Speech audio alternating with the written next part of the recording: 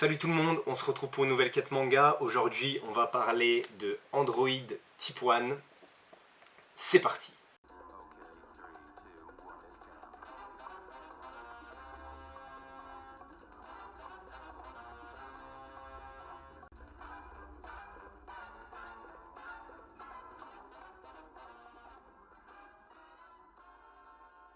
Alors du coup, Android Type 1, c'est un manga dessiné et écrit par Yashima, donc chez les éditions Omake. C'est une série courte qui est en 3 tomes. Et donc du coup, je vais vous parler du synopsis tout de suite. Du coup, Tokyo 2059, Yugo Sawatari est un jeune employé de bureau qui accepte de tester pendant 90 jours un modèle Type 1 d'Android. Débute alors sa vie avec Yui, qu'on voit juste là. Pendant ce temps, une équipe chargée de ramasser les carcasses d'androïdes défectueux et jetés illégalement découvre un inquiétant phénomène. Cet inquiétant phénomène est tout simplement un androïde qui est vraiment beaucoup plus défectueux que les autres, qui est de couleur noire, donc qui est pareil à une autre, on va dire, morphologie type d'androïde, qui ne ressemble en aucun cas avec tout ce qu'on peut voir au début du manga et au début de l'œuvre. Il y a 2 personnes qui sont chargées de s'en occuper et forcément ça va être une chasse, une traque à l'androïde et c'est un peu ce qui va se passer dans ce tome 1. Au niveau des personnages, on se retrouve avec Yugo Sawatari qui est le héros qui justement a eu droit à sa petite période d'essai et qui a eu dans son enfance un androïde et donc du coup elle a eu l'habitude d'avoir justement cette petite compagnie là, mais là il voit un peu les changements qui a pu s'effectuer au cours des années puisqu'il a eu étant jeune et maintenant il a une petite trentaine d'années. On a sa sœur également qui elle est plutôt protectrice des androïdes, qui aura sûrement son petit rôle à jouer. On a ses 2 collègues, donc un garçon et une fille qui travaillent tous ensemble, il me semble, pour une boîte justement pour l'amélioration des androïdes. Et donc du coup c'est un peu marrant parce qu'ils parlent un peu, ils discutent de tout ce qui est lié aux androïdes.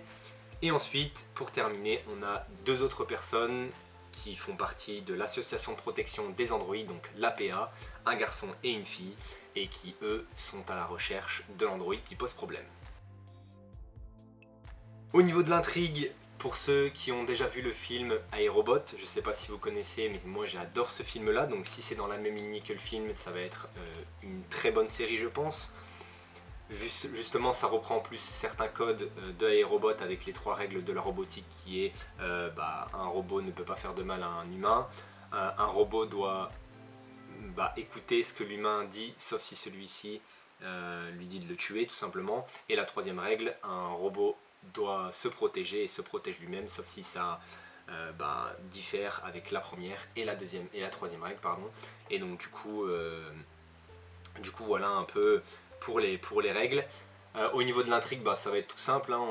On va savoir comment ça va se passer pour l'androïde qui pose problème, qu'est-ce qu'il peut faire de son côté pour éventuellement peut-être, je sais pas, monter une armée ou quelque chose comme ça, hein. C'est à voir.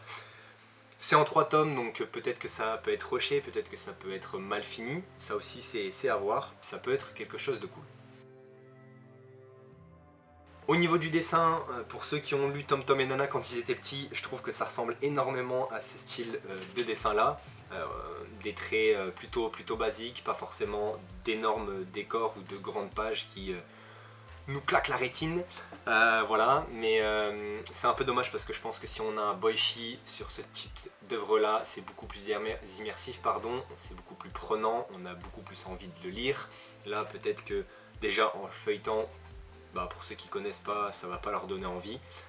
C'est un peu dommage parce que la couverture est plutôt sympa, mais moi ça m'a pas forcément dérangé plus que ça. Mais c'est forcément quand il y a des petites scènes d'action où là je pense que ça peut poser problème, mais comme il y a beaucoup de blabla dans le tome 1 en tout cas, c'est pas forcément dérangeant. Pour mon avis du coup global de ce tome 1, je mettrai la note de 12-13, donc moyen bon. Pourquoi déjà comme je vous l'ai dit, le dessin c'est pas très joli. Ensuite l'histoire est assez lente dans ce tome là. Il n'y a que le dernier chapitre qui est un peu plus intéressant, où il se passe un peu plus de choses, où ça accélère plus, ça va un petit peu plus vite dans l'histoire. Sinon au début pour moi il y a beaucoup de blabla, des fois il y a des scènes d'action que j'oublie un petit peu de dire. Mais voilà, comme je vous l'ai dit, en plus les dessins ça peut être vraiment réfractaire pour pas mal de personnes, pour bon nombre d'entre vous. Et du coup je trouve ça un peu dommage qu'on n'ait pas de la qualité au niveau du dessin, parce que le scénario peut rattraper un petit peu ça.